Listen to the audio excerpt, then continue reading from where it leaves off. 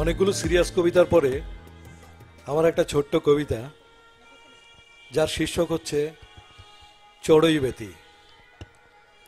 কথা ছিল, বৃষ্টি ছোবো একসাথে ওই তোর বারান্দার আলসেতে, লেপ্টে রবো বাতাস হয়ে তোর পাঁচ মিশেলি বায়নাতে, শুকনো কাপড় ভিজবে তারে আলসেমিতে আলসেতে, শরীর ভেজা গন্ধ রবে বুনো ফুল মনের আয়নাতে, শরীর ভেজা গন্ধ রবে বুনো ফুল মনের আয়নাতে।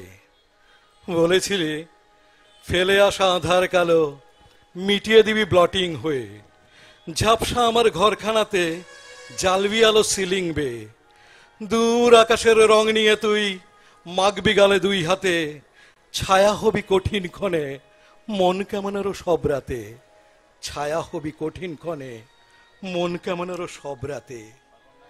ভেবেছিলাম আকাশ আমার বদলে দিল তোর কথার ওই আলোকমিতি, জগদ্দলের পাথর ঠেলে এবার বুঝি চড়ুই বেতি, চড়ুই বেতি চড়ুই বেতি, জীবন্ত এক চড়ুই বেতি, নিভু নিভু পিদিমটাতে জ্বলবে এবার জীবন বাতি, নিভু নিভু পিদিমটাতে জ্বলবেই এবার জীবন বাতি। তারপর না না না, তারপর কবিতাটি আর এগোয়নি। কথায় অনেক খাদ ছিল, শব্দমালার ফাঁদ ছিল, ছিল অনেক অনাহুত কথা।